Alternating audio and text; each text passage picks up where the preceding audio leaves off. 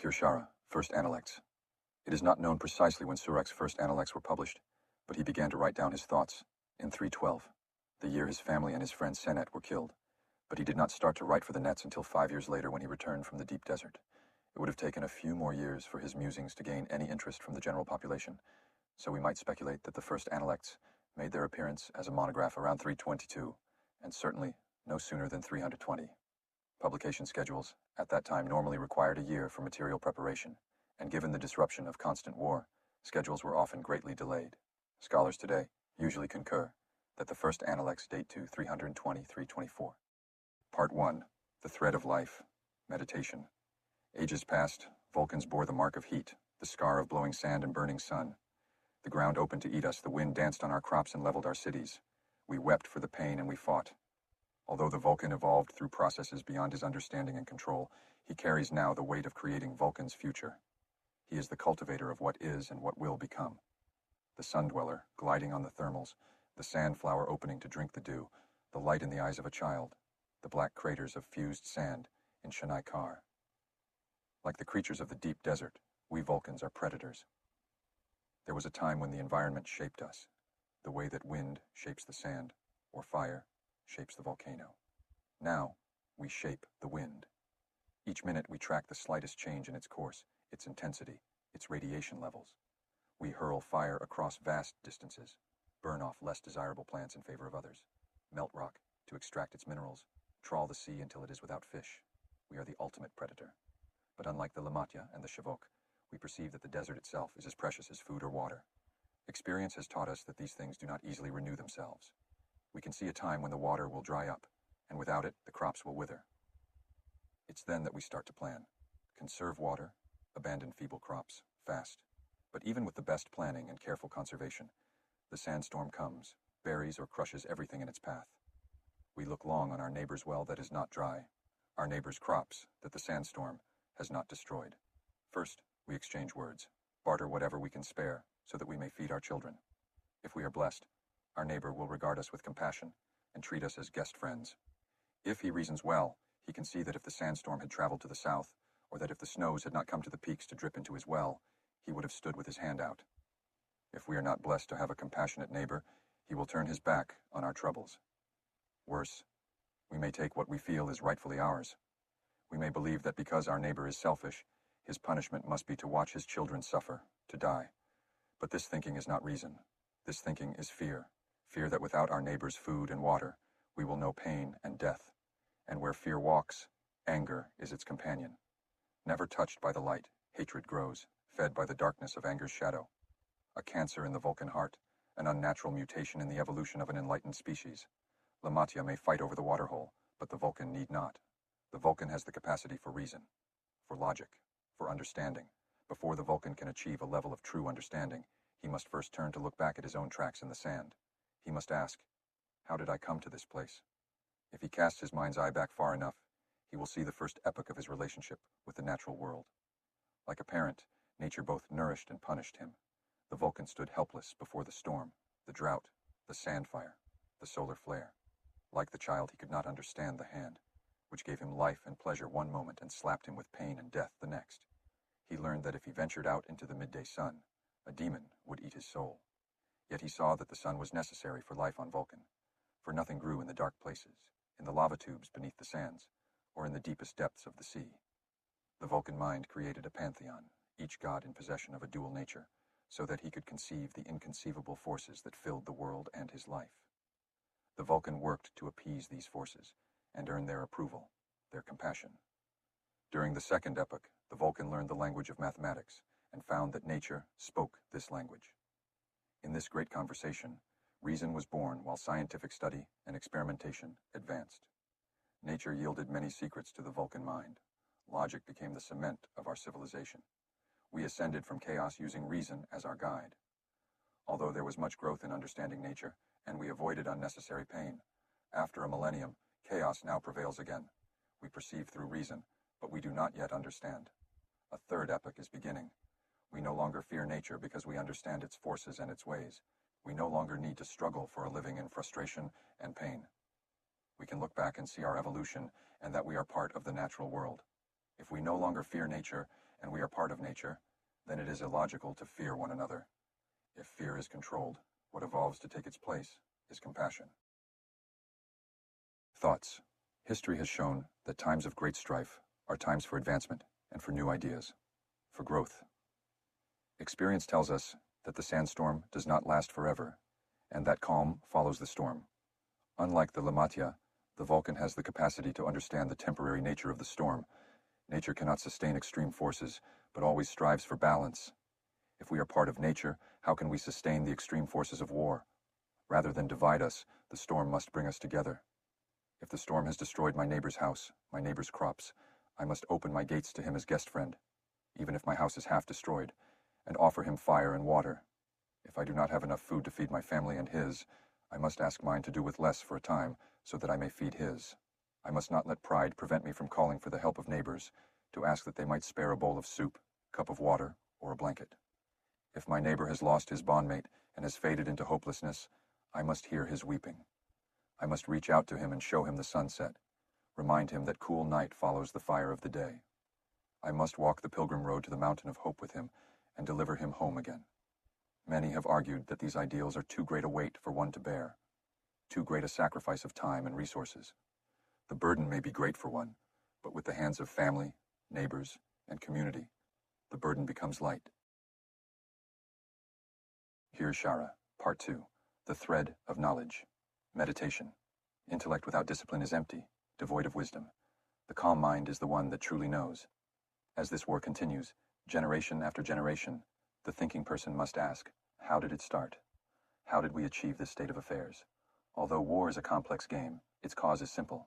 Our knowledge is insufficient. And because it is limited, so too is our understanding. The scientist will say that he conducts experiments so that he may increase his knowledge of the natural world. Through careful observation, the scientist discovers that lung lock fever is caused by a bacterium. He now knows how the disease can be controlled. He creates an antibiotic.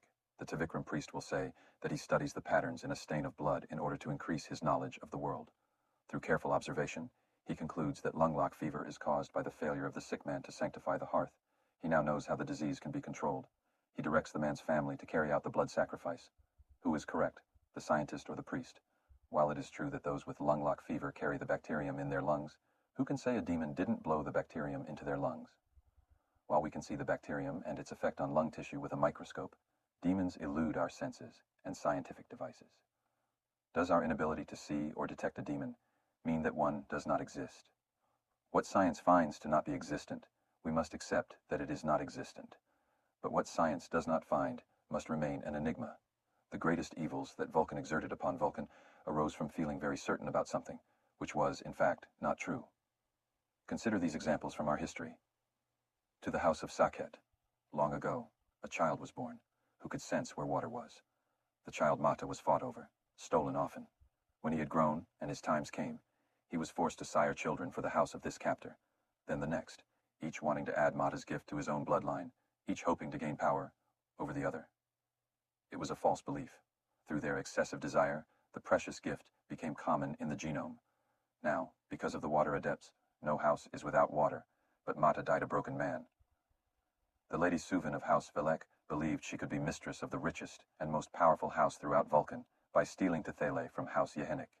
Tethele had the killing gift. When she became angry, she could kill by touching the mind. Suvin meant to use the girl as a weapon and bound Tethele to her grandson Mahak. When the girl learned Suvin's plan, and Mahak was slain while kept from his wife, Tethele became enraged and killed everyone in House Velek. Then she jumped out the window, killing herself and her unborn child. Today, the Mind Lord Sudak believes he can control the mind of every Vulcan and rule the planet. It is a false belief. Even now he grows weary. He is overwhelmed by the thoughts of those he controls. We should not fear him. He too will submit to his own greed. Before we consider the question of the truth, let us first examine how we know what we know, how we gain knowledge. I shall begin by surveying the three primary ways that we commonly gain knowledge. None may be trusted. Since we are physical beings that live in a physical world, we primarily gain knowledge through sensory perception, but our senses can deceive us. A flight simulator will cause me to think that I'm flying a shuttlecraft when I'm actually resting in a box. Our senses can be damaged or may not function within normal parameters. In the marketplace, I may see a red tunic and a green tunic together. To me, their color makes one distinct from the other, but the man with color blindness cannot make that distinction. he sees two tunics of a similar hue. It appears that the redness or greenness is not in the tunic, but in our senses, in our minds. The second way the Vulcan gains knowledge is through extrasensory perception, such as telepathy and psychometry. Additionally, information comes to us through intuition, in the form of racial memory, or recollection of past lives. The adepts of Saleya say that these abilities are inherent in all of us, but that the skills lie dormant because we choose to ignore them. For example, those who do not believe in the existence of the Katra do not believe they have past life recollections. The data extrasensory perception brings us cannot often be confirmed. Thus, need we discard it? When I first visited Saleya and was shown the guest chamber, I perceived a flash of vision. I saw, as if I had been in that chamber, a woman in childbirth. I turned my eyes away, for I saw her as if I had been delivering her baby. Because I'd been disturbed by the vision, I agreed to a mind meld. The priestess told me that in a past life, I had been a healer, but I could not save my wife or my child. They had died in that chamber. Because my father does not believe the Katra exists, he does not believe that I had a life before this life. Who is right? I choose to believe the priestess's explanation because presently I have no other explanation for the vision. The third source that we use to gain knowledge is authority. We must consider large amounts of knowledge from leaders, teachers, parents, and experts without being able to verify their statements. As a child, I bowed to the authority of my parents when they said, "Don't jump from the cliff or you will fall to your death. You are not a bird. You cannot fly." My youthful energy made me feel that I could fly, but I had never seen a Vulcan fly. I could not test my parents' knowledge. The risk to myself was too great. If I had argued and demanded proof, I could have thrown my Saylat off the cliff and observed what happened to it. But I reasoned that if my parents were correct, my Saylat, which was not a bird, would have died. I cared what happened to my pet, so I didn't throw him off.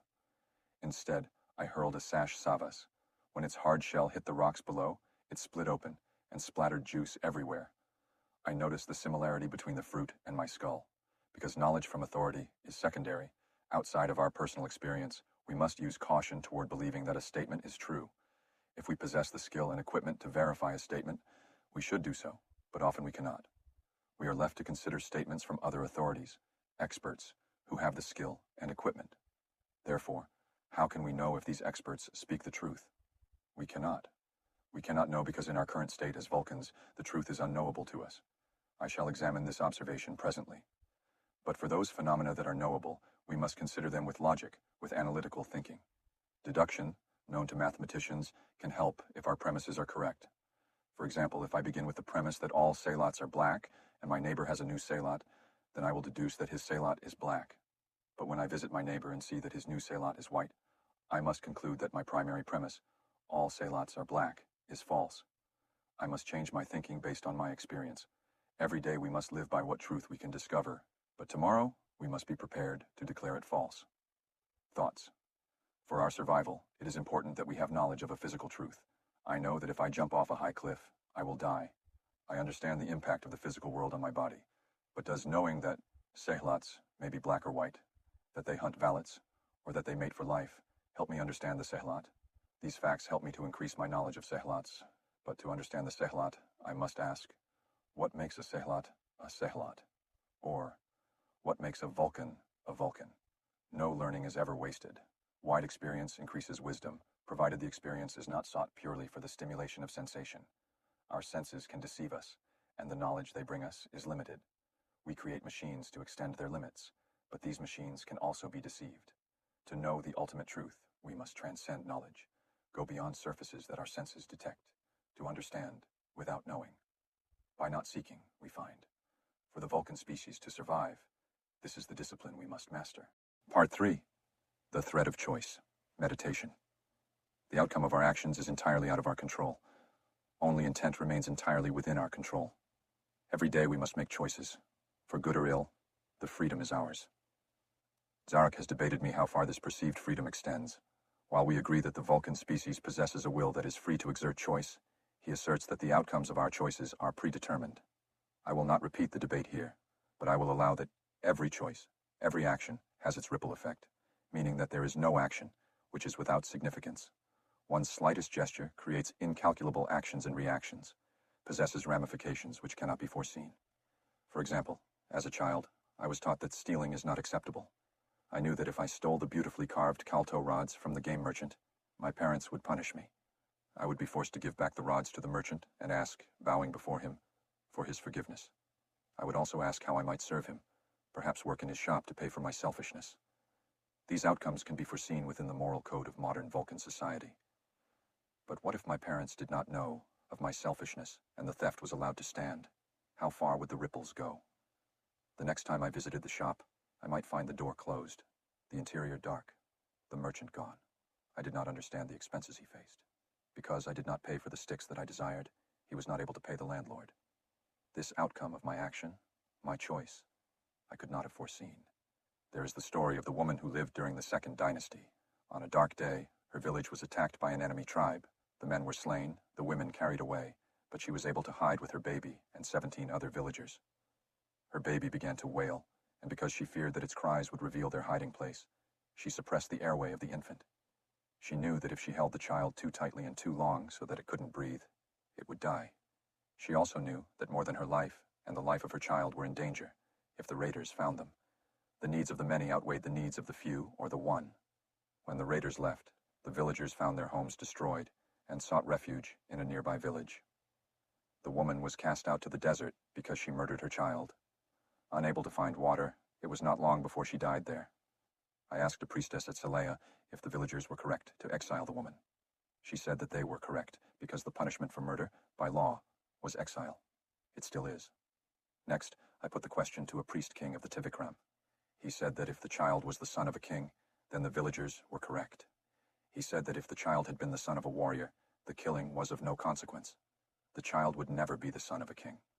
By smothering the child, the woman saved the lives of many, perhaps even a priest or the son of a king. One life sacrificed for 17 others was acceptable. The woman should have been praised for her bravery and sacrifice, he said. Who is correct? How should we treat this woman? The first answer, that the taking of a life is immoral at any time, demands a list of rules that one must commit to memory so that one can act acceptably. Don't kill, don't steal, don't lie, don't cheat. The list is created to be a universal code for all persons in all societies. Thus, under this code, the T-Vikram warrior who steals a boy during Khazwan and raises the boy as his son should be punished for theft. Under this code, the woman who smothers her child should be punished for murder. I say that the code does not exist, cannot exist with any finality. Instead, what we have are guidelines to help us make good choices. I shall explain. The second answer is an example of relativistic ethics. Concepts of right and wrong are relative to a particular society. In this thinking, what works for that society is right for it. Amongst the T-Vikram, stealing is a way of life. If times are hard, and too few sons are born to replace the warriors who have fallen, healthy sons are stolen from the cities. These out-sons are treated with courtesy and raised in high status. Since the T-Vikram do not permit bonding outside their group, stealing boys from the cities allows them to expand their gene pool. Although it is not a logical solution to their problem, it is a solution in their minds. They do not believe they're behaving unethically. How then do we know we're behaving ethically? I will say to you that there is only one criterion for making an ethical choice. The criterion is an easy one, but the circumstances in which it is used are, without a doubt, difficult. The concern for the wellness and safety of others, above your own, is the guideline to follow in making any choice. Ideally, do no harm. Harm speeds up the death heat of the universe, and indirectly your own. But there are times when we must do harm to shelter others, as the woman did when she smothered her beloved child. We all must eat, but so that we nourish the body, it is necessary to kill, because the body is nourished by organic material. It is far better, then, to take only life that will not notice you taking it.